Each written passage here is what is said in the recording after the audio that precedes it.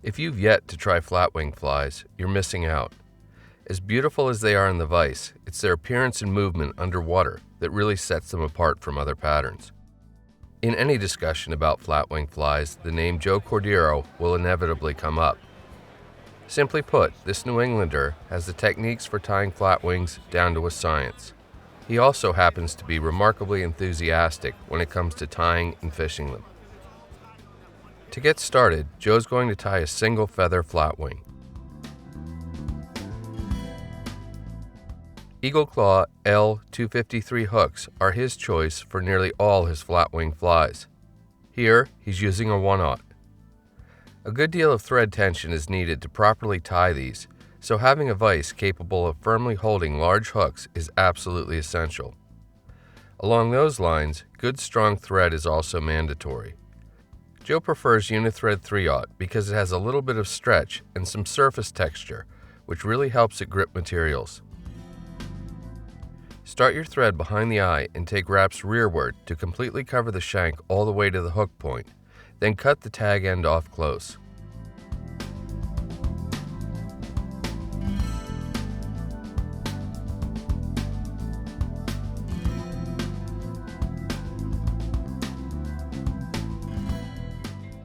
Snip a small clump of hair from the base of a bucktail. These are more hollow than other hairs on the tail, so they'll flare when tied in, which is what you want for this step. Strip out the shorter lower hairs to leave a sparse bundle of only longer hairs.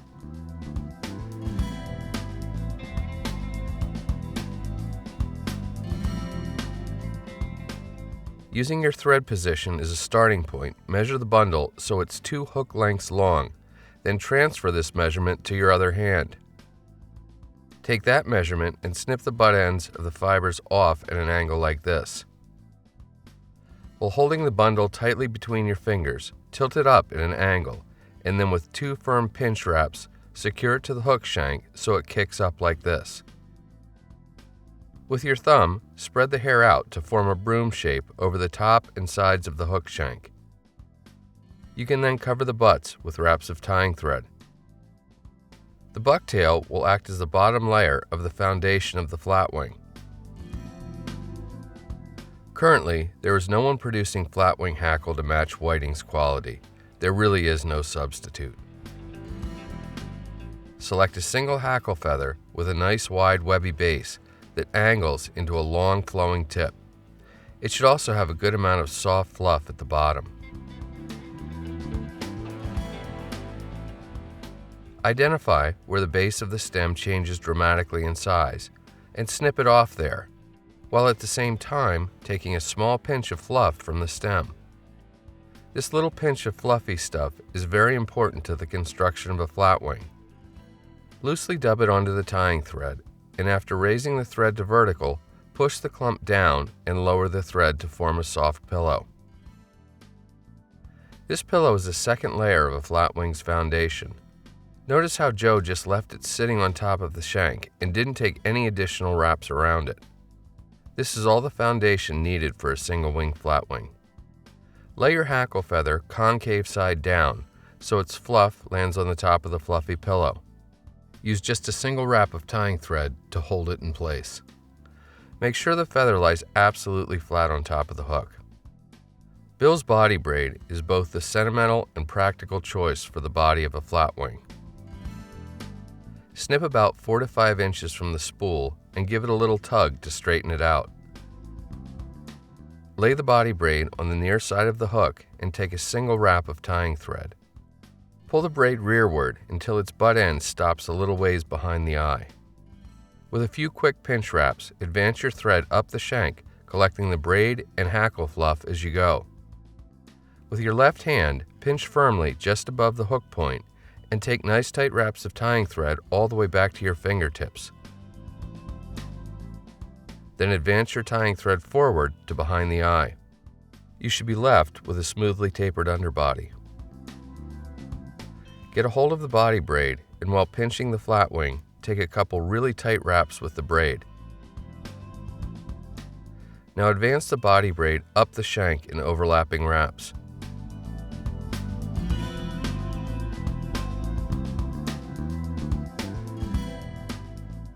Leaving a hook eye length behind the eye, secure the braid with tying thread and then snip it off close.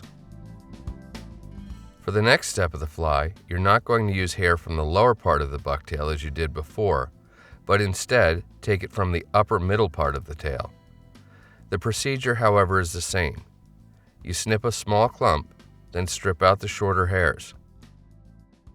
This time, measure them so they extend rearward to the tip of the hackle feather, and then snip the butts off at an angle. Secure the clump of bucktail to the underside of the hook shank while holding it at an angle. Flatten it with your thumb to cover the bottom and sides of the shank, then take wraps to cover up the butts.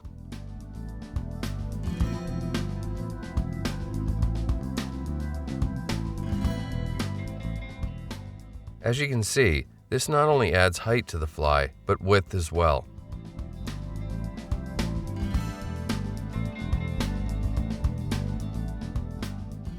For the wing of the fly, the procedure will once again be the same, but this time you're using yellow rather than white bucktail.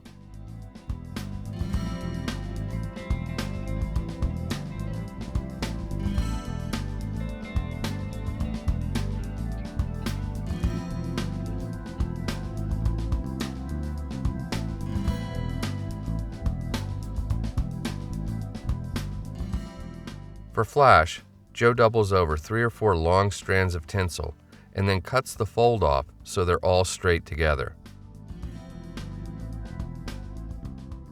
He then ties the strands directly on top of the hook shank and pulls them so they extend well rearward off the back of the fly.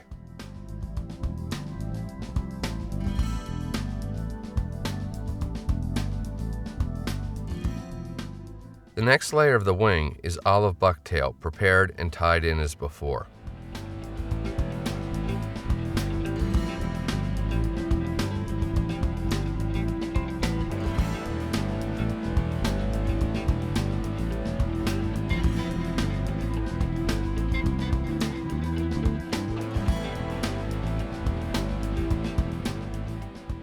To top the wing, grab 7 long peacock herls and measure them so they extend just beyond the tip of the flatwing.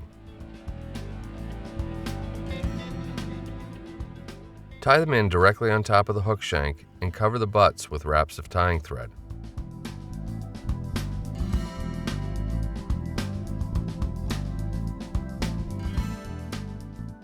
Jungle cockeyes are really critical to the look of a flatwing. Select 2 neighboring, appropriately sized eyes from the neck.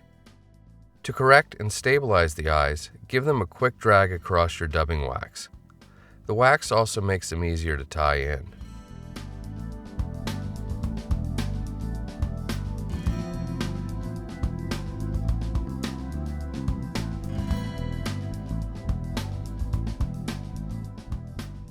Both color splashes should be visible behind the head to make the black part resemble a pupil.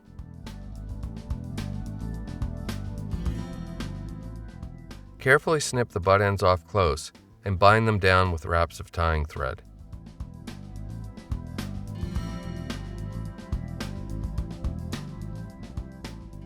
A series of 2 whip finishes helps to keep everything secure and build the head of the fly.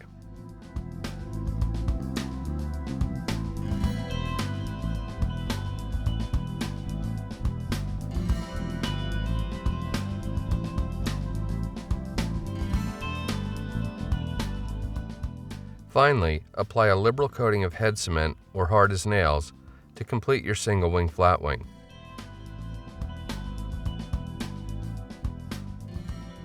Again, as great as these flies look in the vise, it's underwater where they really shine.